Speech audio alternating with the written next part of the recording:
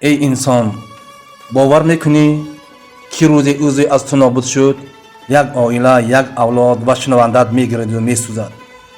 فرزند اصیل رفت، ملت تاجیکستان به حالت گریه میکند. و این دم احترام شاگردانی خود را به استاد عزیزم استاد گلنظر برای یادها بخشیدنم، چون که کسی که در دعا آرد مرا یاد، همه وقت نگهبانش خدا باد. و یا رسوم گلنظر جاوید بادا، جنون گلنظر جاوید بادا. اگرچه آدمی جاوید نبود، به دنیا گلنظر جاوید بادا.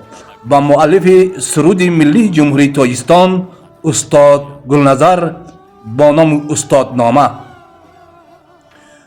گل کرده نظر، گل نظر با نظر گل، آور به چمن شیر نو چشم تر گل. بلبل به فغان آمده از رفتن جسمش، ای وای سخن اشکی غمی بی خبر گل.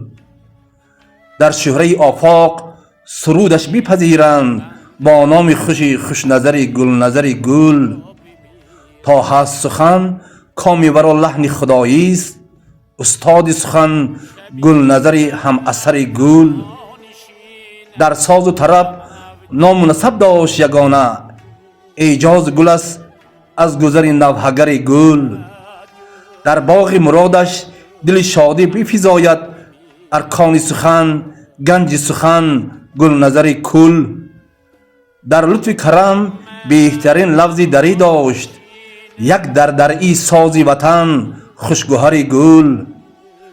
از درد همه حرف تمنای دوا جوست، گفتا به حبیب داد سخن خوش خبر گل. پروردگار خانه آخرشون آباد گرداند. آمین یا رب العالمین برحمتک یا الرحمن الرحیم.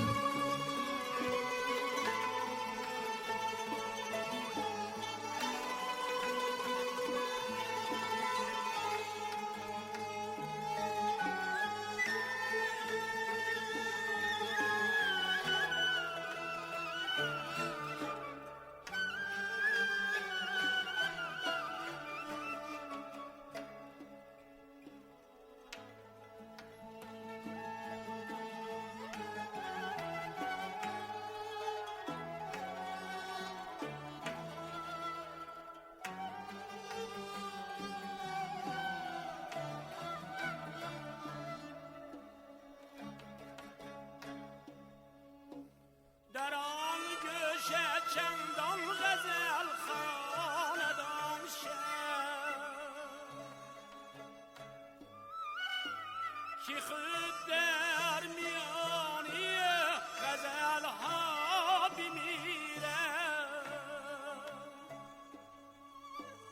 گروهی برانم که این مرغ شیدا